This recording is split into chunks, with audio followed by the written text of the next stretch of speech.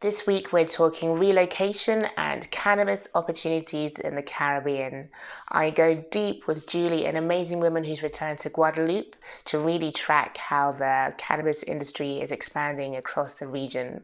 We discuss how much there's so much more on offer than simply just growing weed or setting up a dispensary, and why the time really is ripe for us as a diaspora to stake our claim in an industry that has a lot of opportunity and a lot of scope, but also a lot of need for social justice as well. As ever, feel free to check out theexoduscollective.co for more Caribbean relocation advice, and make sure to subscribe if you haven't already for our weekly interviews and updates. That's enough from me. Over to my interview with Julie.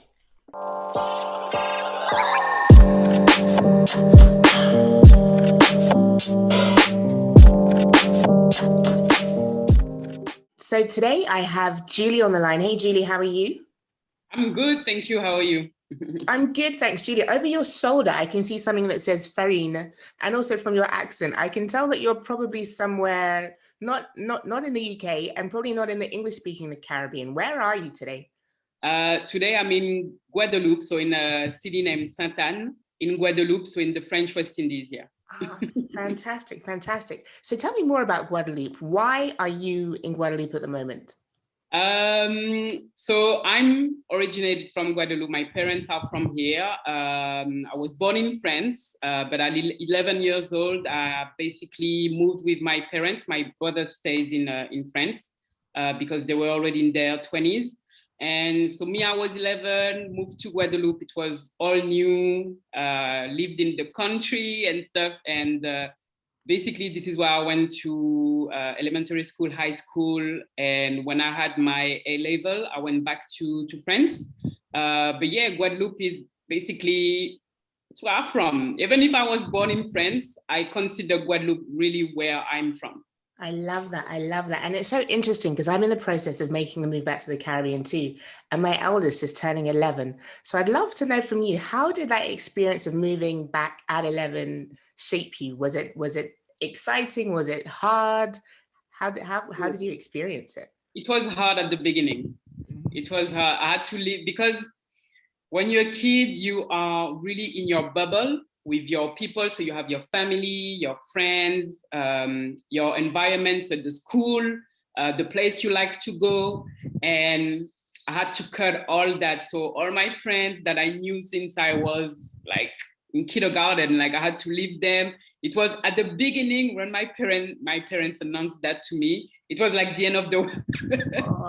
It was like the end of the world. I'm like, I didn't really understand, but after when I came here, I had to adapt myself. So I understand, even if we are French, so Guadeloupe is, it's a French colony, you can say that because it is what it is. The culture is still Caribbean. And it's the reason why some people say, yeah, but Guadeloupe is the same thing as France. France is the same thing as Guadeloupe and Martinique, because Martinique is the other island. It's not really a part of the currency, the language. Guadeloupe is really like a Caribbean country. So you had people have their own habits, the way of talking, the way of listening to radio, music and stuff. And I had to learn about that. So it was probably the first year. It was kind of tricky, make new friends and everything. But after, when I go back, especially right now, when I go back, I'm really happy to have done this type of experience, because it really put in perspective your roots, where you come from, why your parents are talking in a certain way, why they're teaching you certain things. So it was hard at the beginning for sure, but after that, I think, especially when you're a kid, as soon as you can get friends, everything is okay. Everything is easy. Amazing. And I love that your parents were able to sow that seed of a love for the island so early on. Maybe if you'd spent your whole time in France, you would have felt differently about it. Yeah, exactly. I'm thinking about that a lot, and I'm pretty sure the way I'm thinking now, the way I am, I would be a totally different person. Right. Yeah. But what's also interesting is that although you're in Guadeloupe now, you haven't stayed there the whole time. You've kind of, the travel bug seem to also have set in quite early. Tell me about your journey after graduating from high school.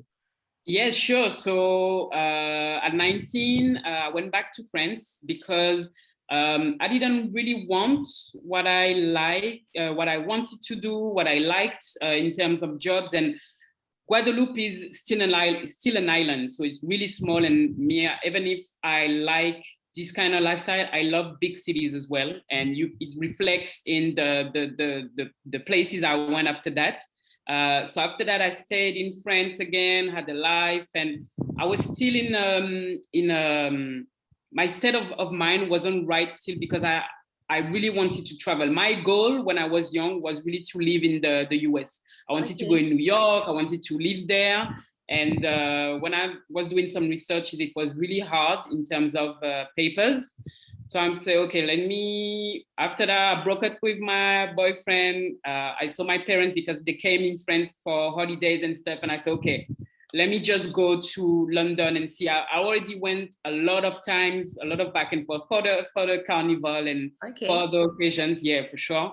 But I said to myself, okay, let me see London because they're speaking English. I love the English language, something that I've always loved. So let me see if I can go there. And yeah, stay there for approximately 4 years. And the same again, it was the best thing ever because it pushed me to do things that I really wanted to do. It forced me to learn a new culture again, but really now in another way, with another language, another currency, like other habits and everything. And yeah, it was the beginning for me of my journey for, I don't know, life, work, everything. And after that, I went the other side. I went to Toronto in 2017. After going on a road trip, I wanted to see, and I've never been to Canada, and really fell in love with Toronto, with the city, and the fact that it's so clean, there's so much space. And I said, okay, I'm going to live there a little bit. And again, for some papers, issues and stuff, I had to go back to Guadeloupe then after in 2019. But when I was in Toronto, I had the chance to go for 3 months in New York and live my dream a little bit. So I lived there, and yeah, it was hard as well because it was not like I was earning money and everything, but I just wanted to have the experience. And yeah, it was a great journey. Yeah. And when we were talking earlier, you mentioned that something quite definitive happened while you were in New York. You stumbled across a whole entire industry that has now sort of captured your attention. Tell us about what happened in New York. Yeah, so first of all, when I arrived in Toronto, I was so amazed that they had dispensary. And it's not like, in the mind, especially in Europe, the fact that we don't really have that, you think that you need a doctor prescription to go there and stuff. But I went there with a friend and she just said, yeah, fill the form and yeah, you can buy cannabis. And I was like, what? Okay, this is like, different. Where's the trick? Yeah, exactly. What's going on? So first of all, I had that in mind, that I had access to something that I liked already, but I had access to information. In Europe, we don't really have access to information. So when I went to New York, I said, okay, I'm in North America. Let me see what's happening in the cannabis industry in New York, because New York is a big city. And I started volunteering for the organization Women Grow, which is a great organization that helps women, lead a woman to strive in the cannabis industry. And so I volunteered for one of their events. The first event I went there, it was in Times Square in a beautiful building, and it was about CBD and sports. And never heard about CBD for the first, so it was 2017. Never heard about CBD. Never heard about the properties of this molecule. And I met a retired NFL player there. I was in cannabis event, but everybody had student ties. You had a lot of women from 20 to, I don't know, 50, 60. And I said, okay, I have to relearn about this plant because I'm seeing something totally different of what we learn in France, in the Caribbean. It was the total opposite. So from there, I said to myself, okay, I want to learn more, not only about the plant, but about the business. And it changed my life, because I know now my mission is going to be everything around cannabis, basically. I love that. I love that. And I want to go more into the cannabis issue with you as well, because for me, it's something that I've written about both, and it interests me both from an industry and business perspective, but also from the social justice angle as well, especially given how the Caribbean has been so impacted by the war on drugs. But to go back to you, your interest in the area and the fact that you're in Guadeloupe now. Guadeloupe is, as you said, it's a French colony, therefore it's governed by the rules of France. Yeah. So the chances of decriminalization or legalization happening anytime soon on the island are probably very small. So why are you in Guadeloupe working on this issue now? Tell us more about that. So yeah, it's very true. So basically, because we are French, we have to wait for France to change their laws in order for us to be able to do anything regarding cannabis. But when I came back here, basically it was me coming back to my roots and me being able to start everything from scratch. So when I looked at it, it was a little bit frightening, because like working on a market that is not developed and working on something that is so stigmatized, definitely it was really hard to comprehend. But after, sometimes you have to see the bigger picture, and you have to put yourself in this type of environment. Okay, you can basically do everything from scratch. So I knew when I arrived there, I knew that everything is going to be, would be really complicated. But I said to myself, okay, you are in an emerging market, which is the Caribbean, the cannabis Caribbean market. This market is really interesting. Is there something that you can do? Can you get information? Can you get data? Can you learn more from other islands? That's what I'm doing right now, basically. And even though in Guadeloupe now, we are more focused on CBD derived from the hemp plant. So we have that at least, but even that, France is, oh my God, France is blocking and shutting things down. They want to, the last thing is that they want to make the hemp flower something that is going to be prohibited.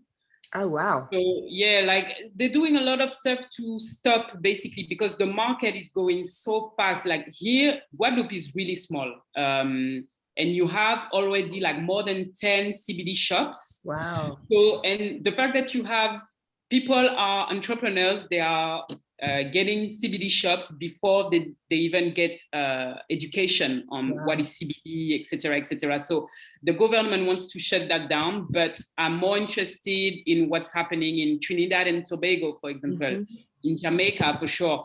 Thanks to your video about Grenada, because I just put on YouTube Cannabis in the Caribbean, and your video popped up with people from Grenada, and I was really say, yeah, I don't know nothing about cannabis in Grenada, so I've learned a lot, and I've learned that basically in Grenada too, it's complicated. So yeah, so basically I really wanted to, my mission here is really to learn more about how the market is going to be able to evolve, who will be able to participate, because as usual, when you have something like that, you have a certain group of people that just want to do things their ways because they have the money.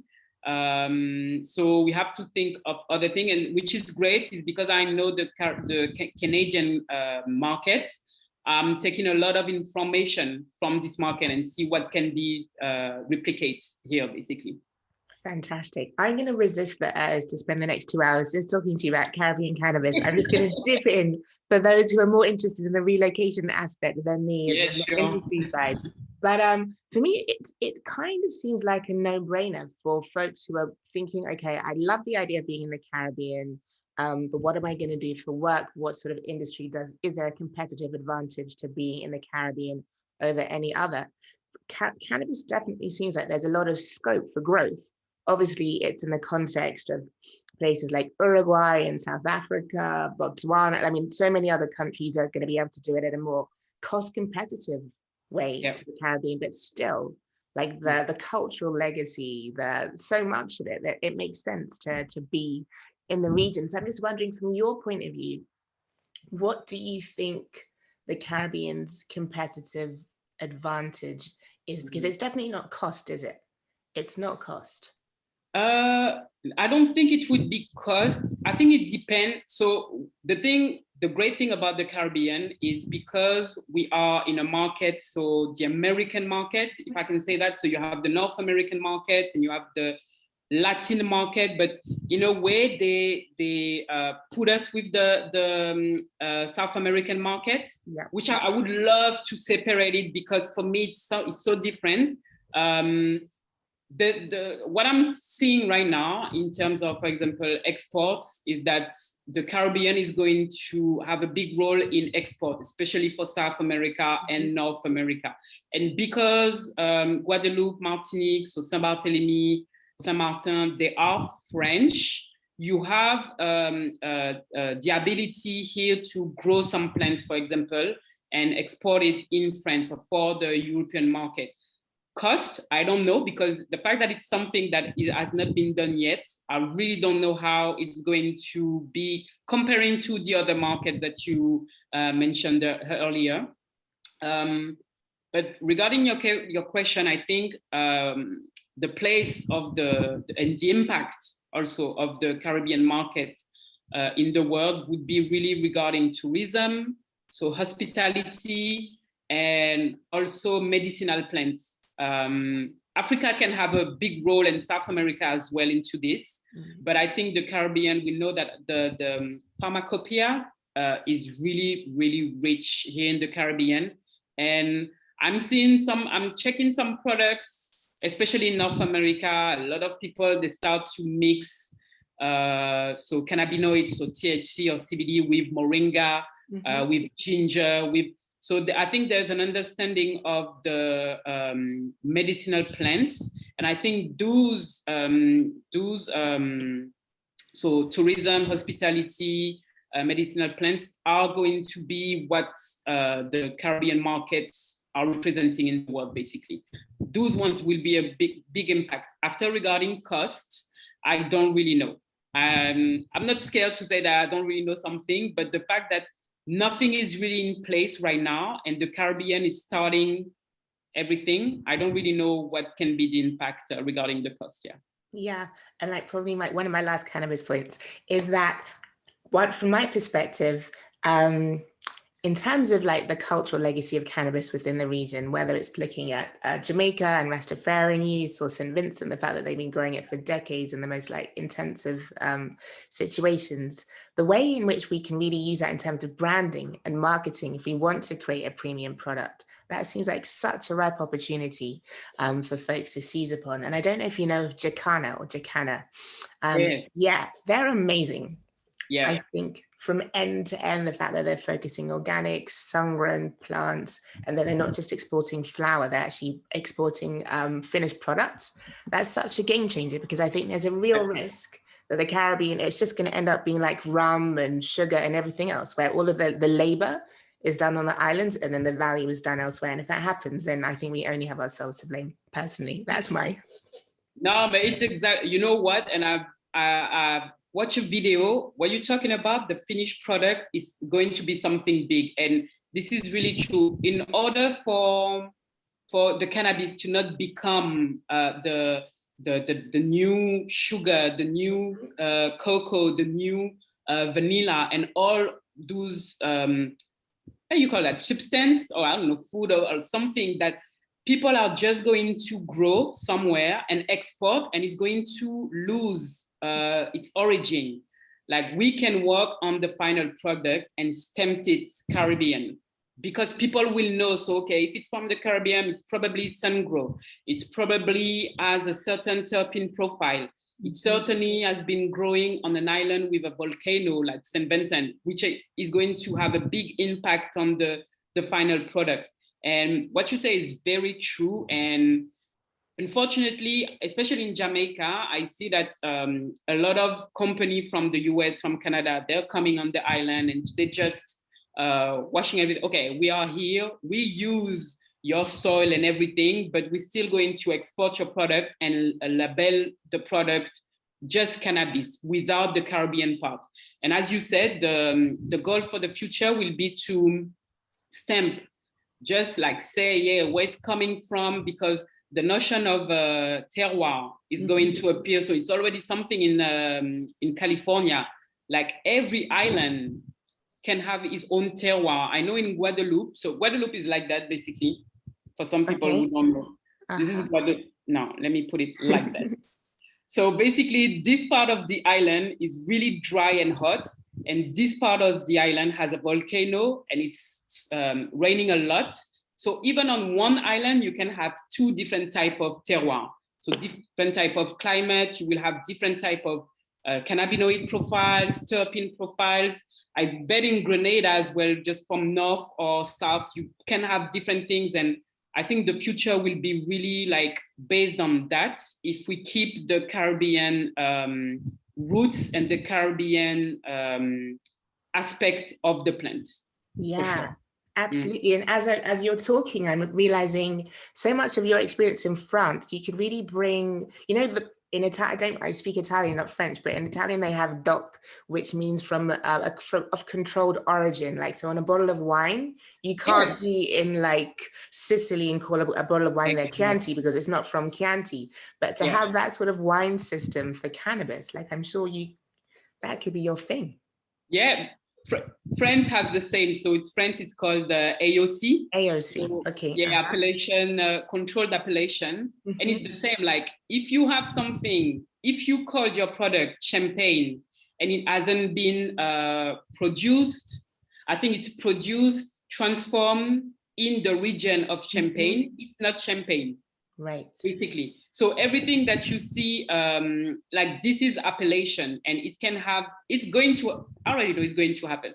It's going to happen because you can have like African, for example, African cultivars, so the cannabis strains, they have something specific from north to south, same thing in Asia, same thing in South America, in North America.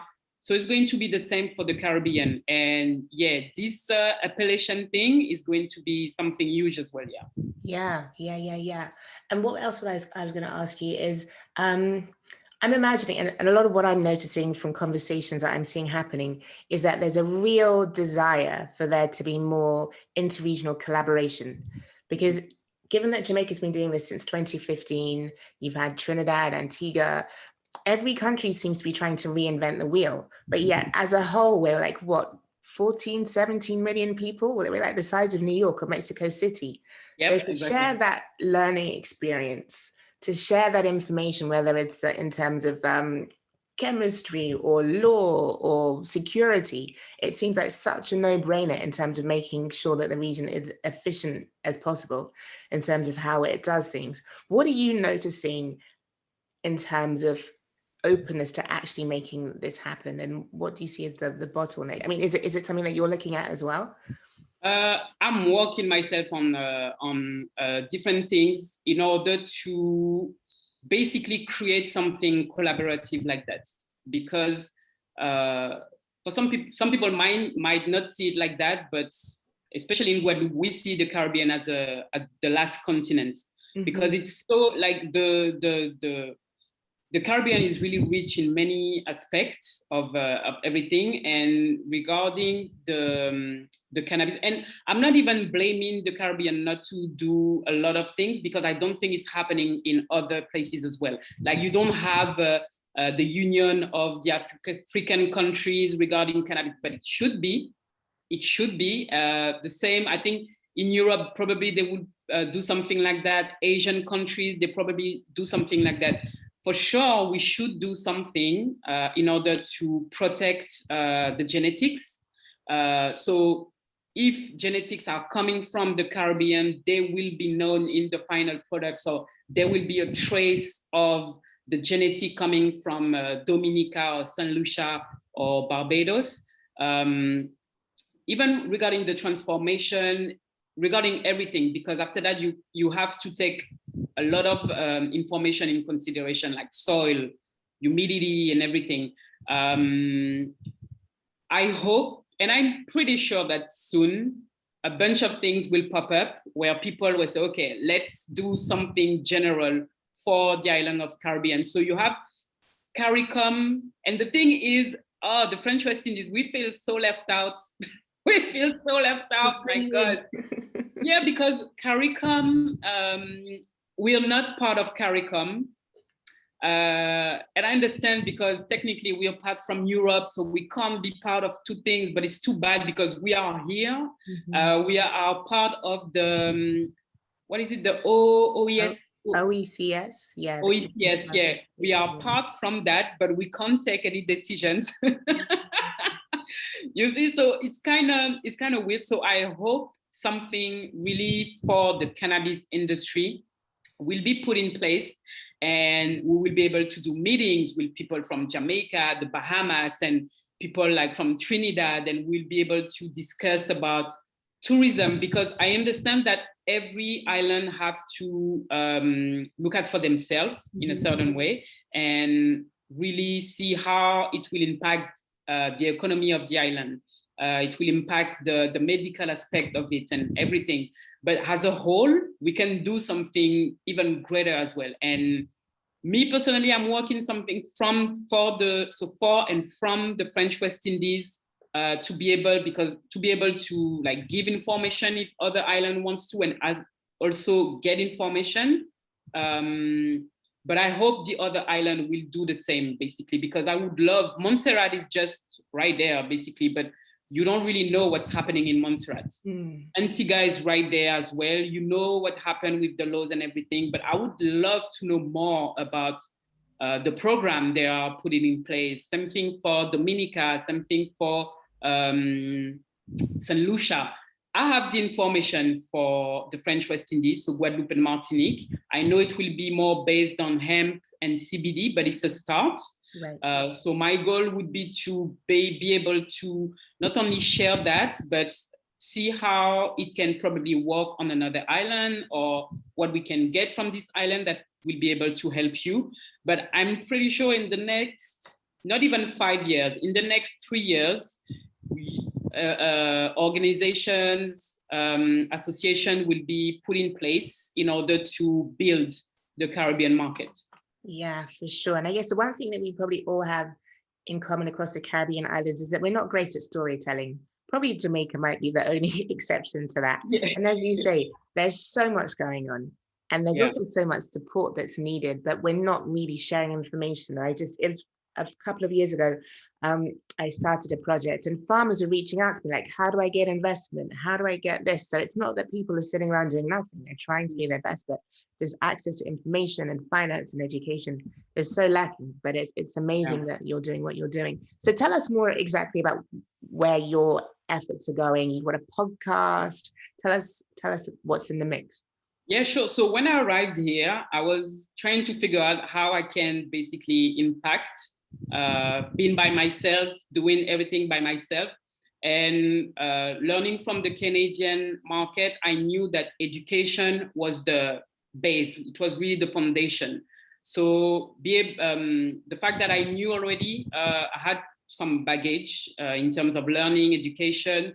I said, okay, I'm going to create, at the beginning, I've created an association, but I wanted to have a different impact. And I didn't want to manage the association by myself. So I'm working independently. So I'm a freelance. I'm doing consulting. I'm doing a masterclass on different subjects. So for the professionals, so people, especially people who already have CBD shops, and people who wants to go in this sector, but also for the population, because people are starting to learn more and hear more about CBD. They want to know more, and I've realized that there's no knowledge on dosage, on effects, on even consumption methods. there's no education on that. So my focus at the moment is, so I've created Cannect French West Indies, so Cannect FWI, sorry. And this is really for the educational part. So I wanted to do the master classes, I wanted to do the consulting, but also I was doing events, because I know that education can be done in certain different type of forms. But COVID happens, so it just kept me in my way of doing that. But I was able to do, before COVID hits, my first event was in December 2019. Yes, the event was sold out, so I was really happy about that. And the second event was just before COVID, so the end of February. It was great as well. I really wanted people to meet each other, and after that, COVID happened, so I couldn't do the events again. I'm doing a lot of video contents as well regarding education. So this is really the educational part, and I'm working on other projects regarding basically, as I said, gathering information. So because in Guadeloupe, in Martinique, we don't really have knowledge about facilities, even a Cannabis Act, how a Cannabis Act is created and what are the different points in it. And so transformation, production, export, I'm trying to gather information from other islands. And soon I hope I will be able to travel to really go see actors and people really already working into these areas, and be able to bring this information and show them to the politics and people in, for example, healthcare sectors and other sectors here in Guadeloupe. And when France is going to decide to change the laws and everything, we will be able to build something for us, because we are not going to be able to, in my opinion, to apply something from France directly here. The model has to be a little bit different, because the culture is going to be different. Even, you talked earlier about the Rastafaris, the Rastafarianism, sorry. France and Europe, they don't have a notion of that. Right. They don't really understand that. So you have the Rasta community here, and when I discuss with them, they want to know basically what's going to happen for them, because they don't really want to be, you already know, they don't want to work with the government. It's not something they want to do, but they want to be able to use the plant for the spirituality the way they want. And this type of information is great to gather from Jamaica, from other islands, and say, okay, we can do that for Guadeloupe, for the communities in Guadeloupe and in Martinique. So what I'm trying to do really is really gather information for the moment, and really be able to see how we're going to apply everything to the French West Indies. Great. I love it. And I love the fact that you have your eye on the Rastafarian issue as well, because I think there's so much scope for cannabis as it's being built from the ground up to really be a restorative industry. And the fact that so much harm has been caused to specific groups, especially in the Caribbean, making sure we do what we can to address that is really important. So this has turned pretty much into a cannabis conversation. Apologies to anyone who wanted to just find out. There's so much to say. There's so much to say. There is so much to say. And I also think sometimes when people think of cannabis, they think, okay, it's either owning a dispensary, growing it in a field, perhaps harvesting and import, export. But there's so much more to it than that. I came across this amazing guy who is got an MBA, and he's actually a cannabis accountant based in Grenada. All of his clients are overseas, but he's passionate about. What's that? Who is it? I'll put his link in. He's amazing. I wanna interview him, but he's young. He's like probably in his 20s, and like he's probably got about 3 years experience under his belt, which in cannabis years is probably equivalent to 10. And I just, to wrap it up, to lure in those who are thinking, okay, how do I move to the Caribbean? What can I do?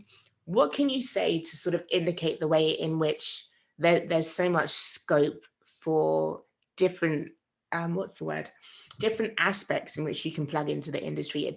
Can you talk about a little bit how it's not just about growing and dispensaries and other areas that people can tap into?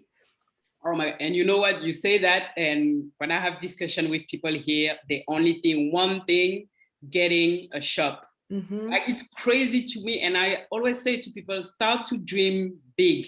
Start to think about, because people don't realize, but the cannabis industry is basically any other industry. So you need everything. You need everything from construction to, the growing part. But let's just see one aspect. If you're thinking about growing cannabis, you probably just think about growing cannabis, harvesting, and as you said, export. There's so much, like, you can be specialized in security. You can be specialized in growing the facility. So you have the GMP EU certification, and you know exactly what the country or the region needs in terms of security, in terms of cleanliness, in terms of standard. Standard is something that is really important into this industry because it can apply in many things. And as you said, people only see one aspect, but even if you want to have a shop, you can think about distribution, you can think about so many things. And like, it's crazy. Like, even if you are an accountant, and you love doing what you do, like, okay, just basically take your skills, your knowledge, and put it in the cannabis industry.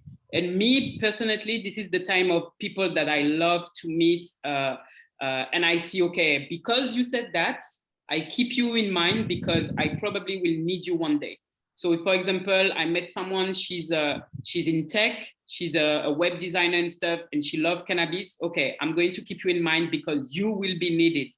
Someone in transport, and you want to, I don't know, transport or do something, export, I'm going to keep you in mind because I know that you are striving in your sector already, and you just want to do something else with cannabis. And I think people like that are great. This type of profile are great. Even if you are a journalist, even if you, I don't know, there's so many things, cosmetics. So if, for example, you have a spa, you have something, you can put cannabis into that, and you can like be in the hospitality sector that will strive for the Caribbean, because people will want to go in the Caribbean to have the environment, so the sun, the heat, the food, etc. But they still will want cannabis too. And earlier you talked about my podcast. I forgot about that, but one of the episode of the podcast, it was so Nicole Hines, she's a chef, basically based in a cannabis chef based in Vancouver. And she said something that basically was so interested. And every time now people are talking about stuff, I'm mentioning her, because she said that from now on, she will only travel in places where cannabis laws are less restrictive. Because she went in Cuba and she's using cannabis for medical reason. Mm-hmm. So she said there's no way now she's going in a place where cannabis is prohibited and she has to go back in the street to find someone. No, right. She's going only into places where she can have access to cannabis. And people will have to take that in consideration, because you will have a tourism that will be really focused on that. They will want a 420 friendly Airbnb. They will want to go in a restaurant, probably they can consume. So all those aspects has to be taken consideration and really have to be think of. And people have to like just dream big and see like this industry, like the new, like it's something new that can really be amazing for the future and for the future generation. Yeah, no, absolutely. And like, let's be fair, it's not without its challenges. The finance issue is massive. The banking issue is massive. But in a way, if we want it to be any different, let's step up, let's step in. And whether it's, I don't know, anything from real estate to law to tech to understanding data, there's so many things that you can do that aren't even plant touching. Think of any cannabis industry, any business, what support is it going to need? That's something that you can do. And if you've done it for 10 years elsewhere, being able to apply that to the region as it builds, I think is really exciting. So it's one that people might take some convincing on, but I think that it's not, the opportunity isn't going to be there forever, you know? So if we wanted to seize it, the time really is now. That is true. And the fact that you mentioned that you don't have to touch the plant, I think is really important, because in people's mind, like some people, they think that, okay, you're going to work in the cannabis industry, you will have to smoke, or you will have to, it's so, you know, the perceptions are so weird sometimes, but no, yeah, you can be in a job where you don't have to touch the plant. You just have to understand it, and to understand the people consuming it, and the love, the respect around it, but you don't have to touch it, or you don't have to smoke it if you don't want to. But yeah, that's very true. Yeah, how exciting. I love to, I love to hear of people who've moved back to the Caribbean, but how a bonus to meet someone who is so active in an area that, yeah, the Caribbean, we just need to own it. Not just own it, but own it in a way that's sustainable and pro everyone, not just big business. So I have high hopes that you will. They're going to be there. They're going to be there, but we have to find a way to maneuver and like create a product that people will say, okay, you have this big company, but this product is great. So yeah.